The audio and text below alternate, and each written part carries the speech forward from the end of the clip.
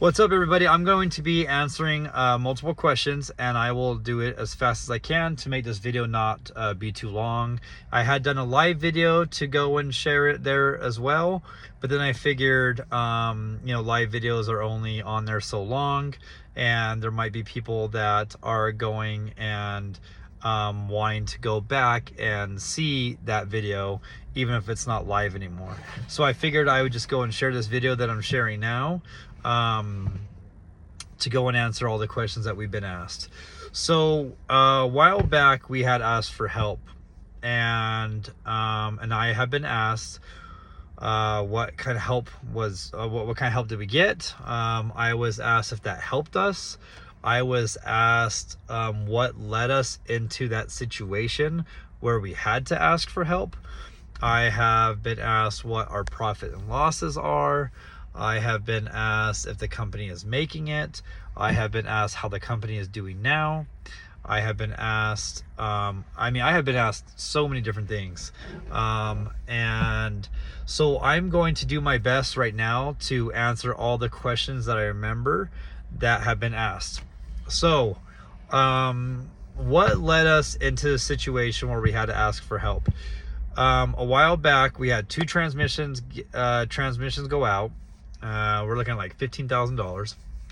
We had a 15 passenger van that I had paid $58,000 for get totaled. Luckily, driver was okay. No clients were in the car. But the insurance wanted to give me a check for $32,000.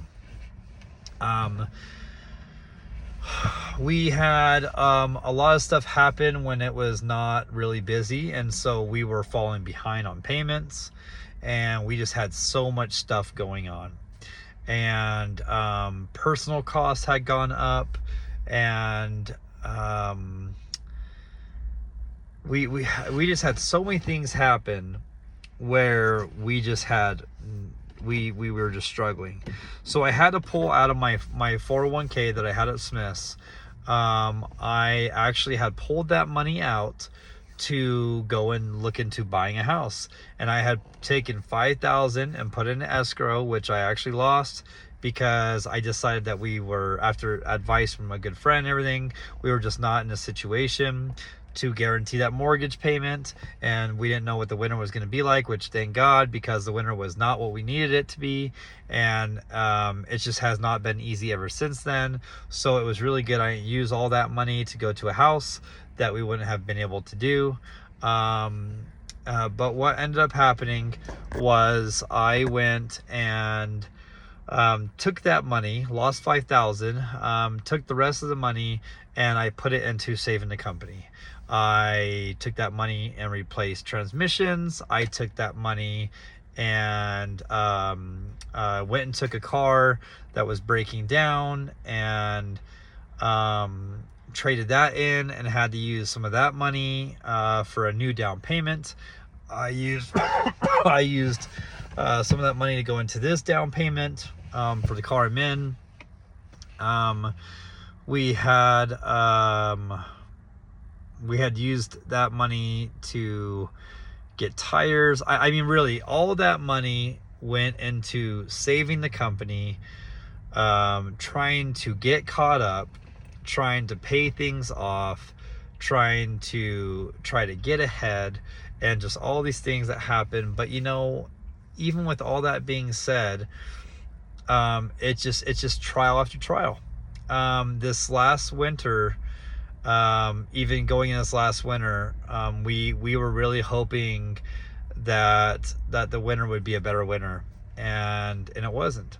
The snow, as you guys have seen, we just haven't had the snow that we've needed. The clients I just dropped off to the airport a couple hours ago, those clients have said how it was icy today and just really wasn't the conditions that they wanted to have. We had a strike that happened that had people not wanting to come here. We had a Sundance Film Festival that has just been slowly dying down every year, and now they're talking about relocating it. We've just had so many different trials and tribulations happen, and this is not even going into years before COVID and all that. We're just talking about the last 2 years. About a year and a half, 2 years ago, when our transmissions went out and the van got totaled and everything. So that is what really had led up to me asking for help, was just not bringing enough revenue to cover the overhead and the tribulations that we had going on. Okay, so now the other question was, what happened after we had asked for help? You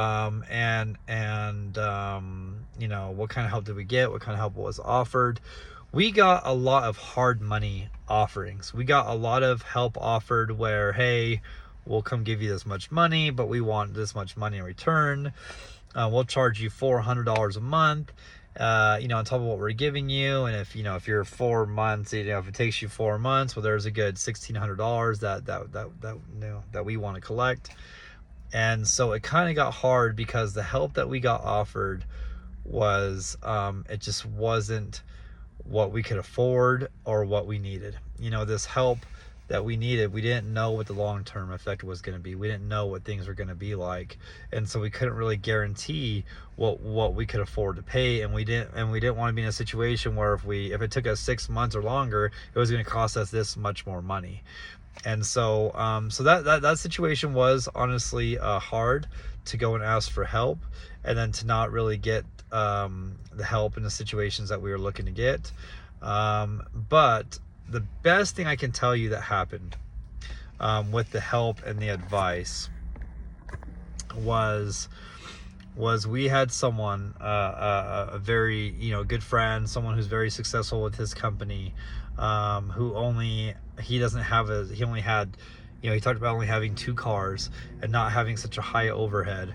And he advised me to get rid of my vehicles. He advised me that, Kyle, why do you have so many vehicles? Because at that point, a year and a half ago, 2 years ago, I had 6 vehicles of my own, and then my driver with his car. So the company was showing seven vehicles, with 6 of them that I was myself paying for.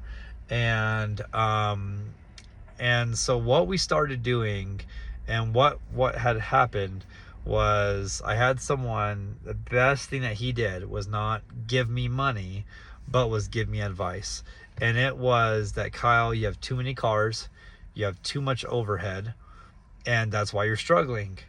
You can't afford your overhead. You're not charging enough to cover your overhead, and you're not bringing enough, you know, you're not bringing enough money to cover everything that you're doing and to downsize. And so now, answer to another question is, what have we done since we had asked for help? We have downsized. We have downsized to now 2 vehicles, and then my driver's car. So we now have 3 that we run, and then after that we farm out. So I have been asked, okay, Kyle, well, if you're downsizing, how can you guarantee to take care of your clients? Well, I guarantee to take care of my clients the same way a lot of these bigger companies are taking care of their clients, and it's them not having all the overhead themselves. They have subcontract drivers that have their logo on, but it's subcontract drivers that drive for them. And so that is the direction that we have gone and are going. Is we are now to a point where we have been in business for 6 years, where we have trusted affiliates that we work with, where they will not hand out business cards. If they do, then let us know. But when they drive for us, it's all MOODYBLU Express. And when we work with our affiliates, we have the same expectation. We have black car, you know, service vehicles. We have newer SUVs.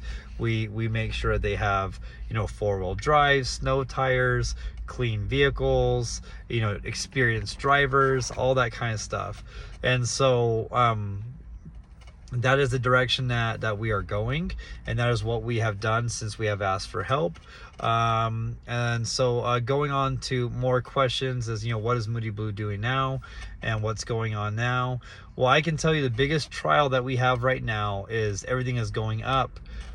My commercial insurance was about just under $1,600 a month. So you got $1,600 a month for 2 vehicles. And then the car payments, we're looking at $3,200 for 2 vehicles. And so, you know, you're looking at just under $5,000. And now we just hit our renewal this March, And now we are looking at them increasing it to $2,200 to $2,300 a month for 2 vehicles. Commercially insurance, $2,200 to $2,300 a month for just 2 vehicles. And then you have the car payments, and then you have gas, and then you have all the costs. And then somehow, while having all of that, go and say, okay, Kyle, also don't forget to pay yourself to support you and your family of 7. Okay. And then I get people that want to compare us to Uber and Lyft. Uber and Lyft prices, yes, they are $60, $70, or I don't know. I've heard different comments. I had someone say that one day their Uber was just as much as me, and they wish that they would have just booked with me. So I guess the price fluctuates, but Uber and Lyft, when you're doing Uber and Lyft, you have someone that typically might just have a car. Well, okay, here's another thing too, is they compare me to the Uber sedan, or just the basic economy Uber that might be 50, anywhere from $40 to $60 to go an hour drive. Okay, well, one, we're not in cars, so when people compare us to that rate, it's not even fair to compare it, because we are running completely different vehicles. Second thing is when someone does an Uber and Lyft, you don't know what you're going to get. You don't know if you're going to have somebody who knows what they're doing, knows how to drive in the snow, and is savvy with the airport and savvy with the roads, or if there's somebody who just moved here, just doing a little side work, and they don't know how to drive in the snow, but that's who's driving in their little Honda Civic or whatever car. And so that's a big difference. Our costs are going up more, and I'm really battling with not being profitable at this moment of, do we stay at the price we're at? And so those are things that I am going to determine here in the next couple weeks. But it's to a point where with everything going higher, I have to make sure that I can provide for my family. And what gets hard is when companies and other businesses, when they go up in price, people just deal with it. But when you deal with small businesses, someone you can go and complain to up front, a lot of times us as entrepreneurs, we get reeled, right? We get, oh, you're ridiculous, you're going up so high, you're greedy, this and that, and we get so much stuff. But yet when bigger companies go up in price, it's okay, or it's not okay, but they deal with it. Well, if we go up in price, and even where our price is at right now, I just ask everyone to please consider the costs. I will never, now being an entrepreneur, go look at someone and tell them that their price is ridiculous, or tell them that they're greedy, or tell them anything, unless I choose to sit down and see their costs. And even then, how can you tell someone what they should be when you don't know what their personal situation is, you don't know what their personal life is, you don't know what costs that they're trying to cover personally, and they're trying, and no one wants to work for free. And so that is, kind of some of the situations, that we're facing, and I don't think people realize. So let's just do a recap. We had asked for help. What had led us to ask for help was we had the cars getting totaled, or the van getting totaled, transmissions going out, business was slow, numbers weren't where they needed, and that is really what led to us asking for help. On what kind of help did we get? We just got a lot of hard money offers that we chose to not take advantage of, and some of the best help was the advice that we got. We did have some close friends go and help us with covering, commercial insurance for a month. There's just a lot of different things that we had, where we got help on, just making payments on certain things. And then we go into this winter, and so people are asking, you know, how is Moody Blue Express doing now? What's going on now? Well, right now, this winter is hard. Right now, we haven't had the snow coming that we've needed. We had the strike. We had Sundance not be what it was, and so we're honestly kind of in a hard spot. But the blessing is we are still having more and more people move here that are using our services. We are still having a lot of people on Ask Heber and Ask Midway and all the different pages that are recommending us, and so we still have business coming in. But is it enough to afford our overhead? It's really hard, and we're barely making it. But I believe if we can hang on, keep chopping overhead, not get any more cars, just keep chopping overhead, I believe that sooner or later, and especially if we go up a little bit more in price, not because I'm greedy, not because I'm trying to get a ton of money, I'm just literally trying to survive and provide for my family, and cover my costs.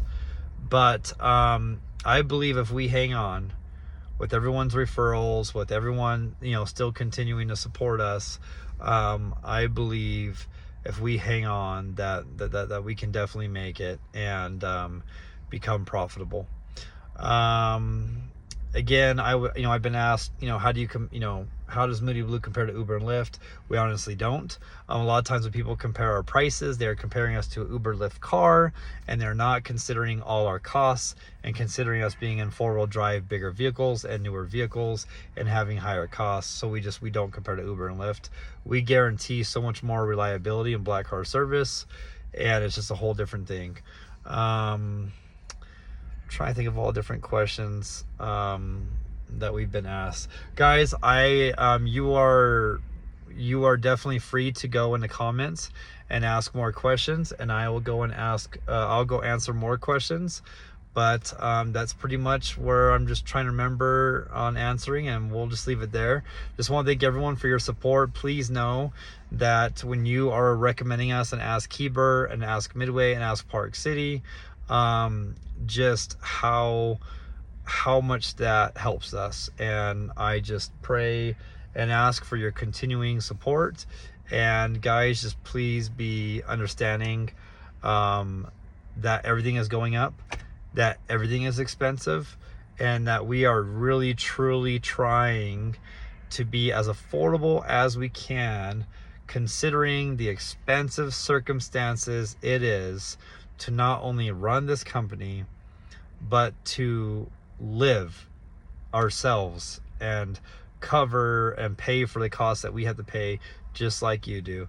And so, yeah, just ask for consideration, and want to thank everyone for your support, and just know I'm not giving up yet. Thank you.